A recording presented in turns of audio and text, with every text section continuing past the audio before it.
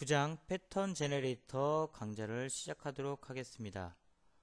먼저 새 스프라이트와 소리 추가하기 단계에서는요, 먼저 기존에 있던 스프라이트를 삭제를 하고요.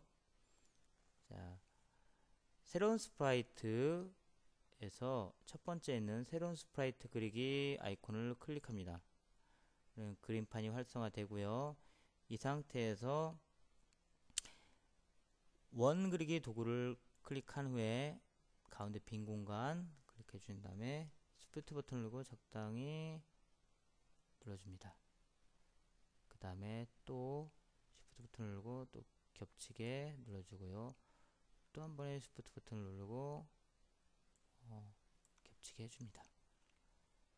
그 다음에 채우기 버튼에서 빨간색으로 한번 채워주고요.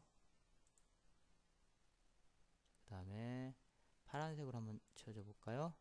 파란색으로 채워주고, 그 다음에 노란색으로 한번 채워주고, 마지막으로 짙은 보라색으로 한번 채워주도록 하겠습니다. 이렇게 스프라이트가 만들어졌다면, 자, 확인 버튼을 클릭해 줍니다. 가운데 중앙에 이렇게 스프라이트가 완성돼서 생성된 것을 볼 수 있을 겁니다.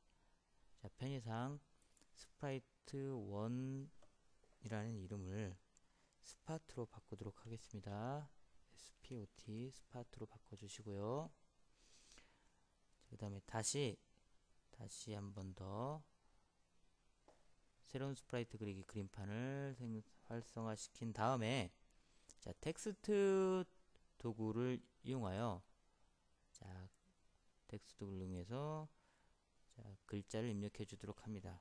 지난번에 했던 것처럼 우리가 한글보다는 영어로 글자를 입력하는 게 훨씬 더 편리하다고 했죠?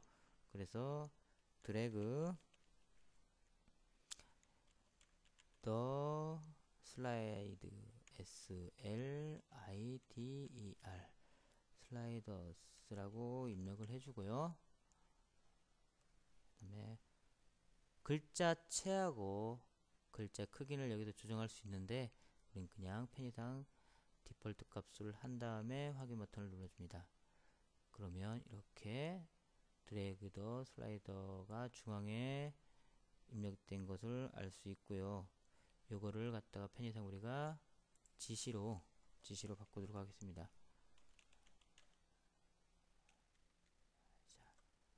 자, 지시로 바꿔줬으면 적당한 위치로 우리가 위로 드래그 앤 드롭을 하도록 하겠습니다.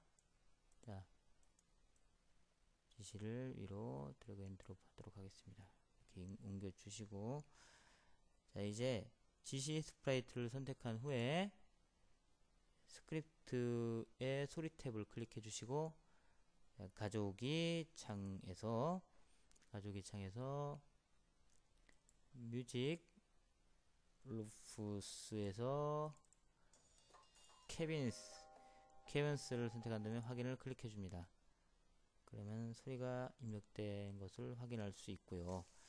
이제 두 번째 단계로 스크립트 영역을 작성해 줘야 되는데요.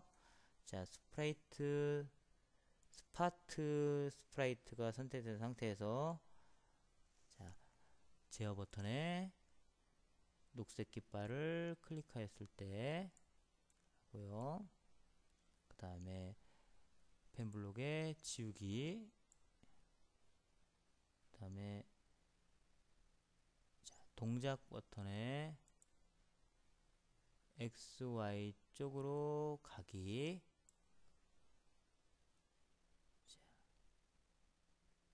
그 다음에 제어 버튼에 무한반복 블록을 아래에 붙여주고요. 그 다음에 무한반복 블록 안에 펜에 스탬프 블록을 삽입해 줍니다. 다음에 이제 중요한 건데요. 변수 만들기를 할 건데요. 자, 변수 카탈로그 안에서 변수 만들기를 클릭한 후에 변수 이름을 우리가 스피드로 하겠습니다. 자, 스피드로 한 다음에 확인. 그 다음에 또다시 변수 만들기를 하신 다음에 이번에는 자 터키니스로 해볼게요. tu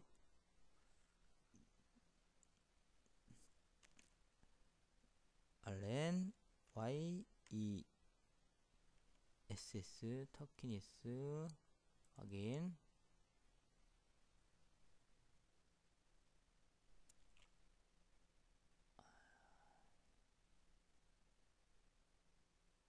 자, 이런 상태에서 이제 두 개의 변수가 스테이지에 생성됐죠? 적당한 위치로 놔주신 다음에 스크립트 영역에서 자, 스파트 영역에서 나머지 동작 블록을 삽입해야 되는데 자, 변수 블록 자, 스피드만큼 움직이기 동작 블록에서요. 동작 블록을 10만큼 움직이기를 누른 다음에 변수 블록에 스피드만큼 움직이기를 넣어주시고 그 다음에 동작 블록에 15도만큼 돌기를 넣어주신 다음에 우리가 다시 변수 블록에서 터키니스만큼 돌기 요거를 넣어주시면 됩니다. 그 다음에 이제 슬라이더를 조정할 수 있게 해주려고 하면 우리가 세 번째 슬라이드를 클릭하고요. 마우스 오른쪽 버튼을 누르고 슬라이드를 클릭해주면 됩니다.